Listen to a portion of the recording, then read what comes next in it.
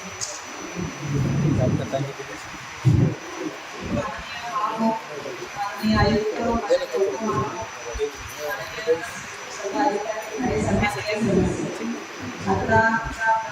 ज्येष्ठ नगरसेवक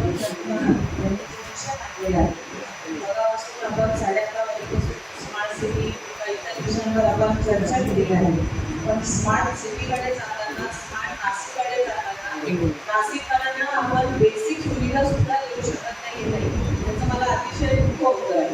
कारण रोड, लाईट, पाणी ह्या ज्या बेसिक गरजांच्या महानगरपालिकेच्या सुद्धा नागरिकांपर्यंत जर पोहोचत नसतील तर आपण एखाद्या ग्रामीण भागामध्ये राहतो की शहरामध्ये राहतो असा एक प्रश्न उपस्थित व्हावा. इतका त्रास गेल्या 27 दिवसांपासून आम्ही सहन करतो. आजचा 27वा दिवस आहे. साती आश्रम मंदिर, साईनाथ नगर परिसर असेल, सत्यवंतन असतील, ओजस असतील, आटार नमून असतील, इमारती असतील, गोंडेनगर परिसर असेल, वैष्णववाडी परिसर असेल, म्हणजे आमच्या प्रभागातला कुठलाही परिसर असा राहिलेला नाही की दूषित पाणी पुरवठा होत नाही. सत्यवंतन सोसायटीमध्ये मागच्या 15 दिवसापूर्वी 22 जण ऍडमिट होते. काल गोंडेनगरमध्ये 8 जण ऍडमिट झालेले आहेत. मला नानांनी सांगितल्याप्रमाणे एक आई किंवा बाबा एक स्वप्न बघत असतं आपल्या एखाद्या मुलासाठी, आणि 8 महिन्याचं आव्र हे फक्त दूषित पाण्यामुळे जात आहे. याला जबाबदार महानगरपालिका आहे, अधिकारी आहेत, आपण आहोत. कोण आहोत? त्यांना उलटे आणि तुला इतक्या प्रचंड प्रमाणात झाले की त्या महिलेला तिचा आव्र गमवावा लागला. इतका मोठा विषय हा शहरामध्ये आमच्या गावामध्ये झालेला आहे. आणि याला अनुषंगाने मला एक विषय तुम्हाला असा सांगायचा आहे. जसं एनार्पी आणि एनार्को म्हणजे नंदिनी नदीचा जो परिसर आहे, नंदिनी नदी ते कलानगर सिकर इंदिरानगरचा, त्यानंतर नंदिनी नदीपासून राजूनगर आणि नंदिनी नदीपासून पाथर्डी फाटा, हे सगळे हे जे आहे ते ट्रक सिवर आहे ते सगळे. आणि सगळं प्रभाग 23 आणि प्रभाग 30 याचं जे सगळं पाणी आहे ते सगळं ट्रक सिवर मधलं जातं. आणि हे 1991 ते 2001 1997 ते 2001 या दरम्यान ते टाकलेले आहे. म्हणजे 35 म्हणजे ह्या सगळ्याच्या लाईन्स आहेत, त्या लाईन 25 वर्ष, लाईन 30 वर्ष, लाईन 35 वर्ष अशा जुन्या आहेत. आणि त्यामुळे काय झाले, ड्रेनेजची लाईन आणि पाण्याची लाईन अगदी शेजारी असल्यामुळे आपले पावसाळ्याच्या आधी मेंटेनन्सचे शून्य काम आमच्या प्रभागामध्ये झाल्यामुळे चेंबरची साफसफाई झालेली नाही, चेंबर स्वच्छ झालेले नाही. त्यामुळे ड्रेनेजचं पाणी ओव्हरफ्लो होऊन त्या पाण्याच्या पाईपलाईनमध्ये झालेलं आहे आणि नागरिकांना दूषित पाणी पुरवठा होतो आहे. आणि दूषित पाणी पुरवठा होत असताना मागे आयुक्त मॅडमला सुद्धा त्या संदर्भात लिहिले असतील, पण माझा त्यांना 3दा फोन केलेला होता. त्यांच्याकडून फोन रिसीव्ह झालेला नाही आणि आमच्याशी पण बोललेले आहे. महानगरपालिका म्हणून एक बेसिक आपली टँकर देणं ही बेसिक सुविधा आपण त्यांना पुरवणं गरजेचं होतं. असं असताना सुद्धा आमच्या गांधीनगरला 3 फिल्टरेशन प्लांट आहे. एक नाण्याच्या महापौर कार्यकाळामध्ये केलेला सम आहे. पूर्णप्रमाणे सुसज्जित असे तिथे टाक्या असताना सुद्धा आमच्याकडे टँकरचा पाणी पुरवठा 1 टँकर 2 टँकर विभाग वेळेस होतो. तुम्ही विचार करा, आमच्या ऑफिसला 48 कंप्लेंट आहे, दूषित पाणी पुरवठा होत आहे. तुमच्या 2 टँकरमध्ये तुम्ही पुन्हा किती पाणी द्याल? आणि नागरिकांना रोज विसर्जनाचं पाणी आपण प्रत्येकाला शक्य नाहीये. प्रत्येक जण हे अफोर्ड करू शकत नाही की रोज विसर्जनाचं पाणी आणून आणि ते पिण्यापुरतं होऊ शकतं, वापरायला काय करते. दूषित पाणी पुरवठा येतो आहे. नाशिक महानगरपालिकेला आमचे डेप्युटी जगताप साहेब असतील, गायकवाड साहेब जेई असतील, आमचे हेडक्वार्टर विभाग असतील, आता दारोदार साहेब आउट ऑफ स्टेशन आहे, तर माहीत साहेबांकडे तो सगळा विभागाचा त्यांचा जबाबदारी आहे. त्यांच्याकडे आम्ही जाऊन आलो. हा सगळा विषय आले शिंदे साहेब ड्रेनेजच्या असतील किंवा सगळ्यांचं सातत्याने मिटिंग झालेली आहे, त्यांना बोलवत आहे. पण 27 दिवस व्हावे की हा प्रॉब्लेम सॉल्व्ह होते. 70 मीटरची आता साहेबांनी सांगितल्याप्रमाणे ती लाईन बदललेली आहे, पण ती सुद्धा शाश्वती नाही आहे की ते झाल्यानंतरही पाणी पुरवठा हा शुद्ध होईल. ती सुद्धा शाश्वती कोणी पाणी पुरवठ्याचे अधिकारी किंवा ड्रेनेजचे अधिकारी घ्यायला तयार नाही.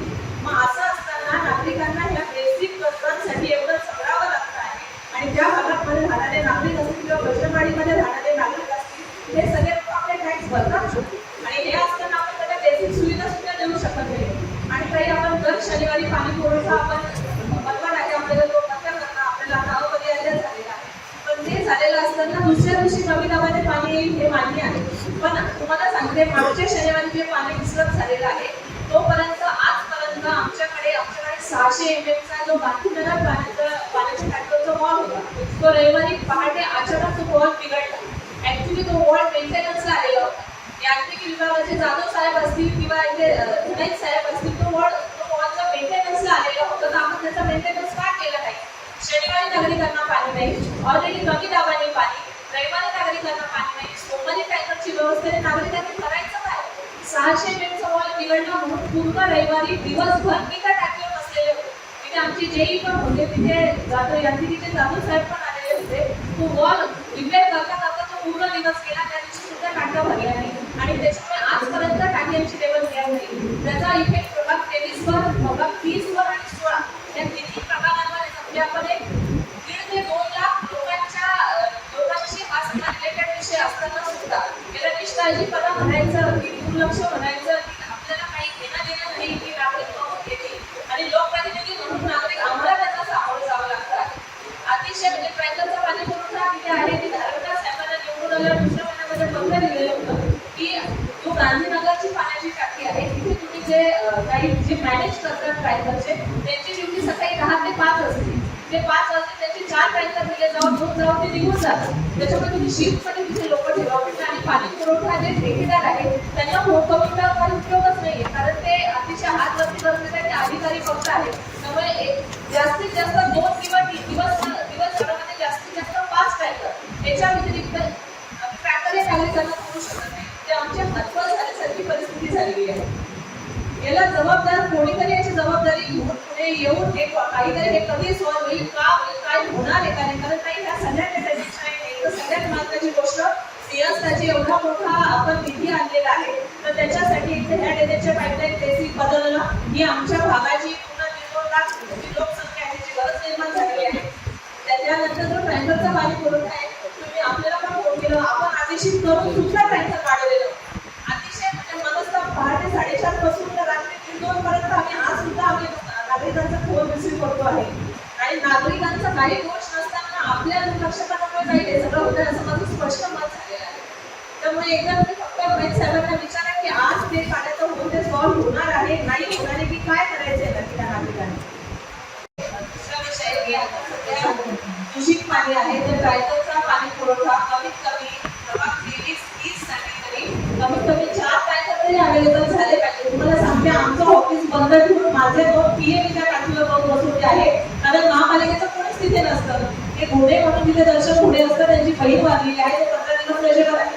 तिथे ना जेई असतात ना डेप्युटी असतात ना कोणी ते मॅनेज करायला नाही. शेवटी आम्ही आमच्या ऑफिसचा स्टाफ तिथे गांधीनगर टाकीवर बसून लोकांना ट्रॅक्टर पुरवतो आले. मग आपण ती जबाबदारी लोकप्रतिनिधी म्हणून आम्ही टाकीवर बसण्याची आमच्या पीएमची नाही आहे ना, आपल्या नाशिक महानगरपालिकेचं तिथे कोणीतरी जेई असेल किंवा कोणीतरी पाहिजे ना आम्ही ते बसून तिथे कौशल जे तुम्ही केलेलं आहे ते सुद्धा तिथे नाही. आता या क्षणाला सुद्धा माझे पीए तुम्हाला फोन लावून तिथे टाकीवर बसलेले आहे. 3 दिवसापासून त्या टाकीवर कोणीच नाही आणि ते लोक अशा उत्तरं देतात का तो पाण्याचा टँकर घेऊन गेला इंदिरा टँकरमध्ये झोपून गेला ड्रायव्हर 4 तास तो टँकरही गायब ड्रायव्हरही गायब काहीच माहित नाही. नागरिकच सफर होतात नाही याला 4 तास तो टँकरचा ड्रायव्हर गायब झालेला होता.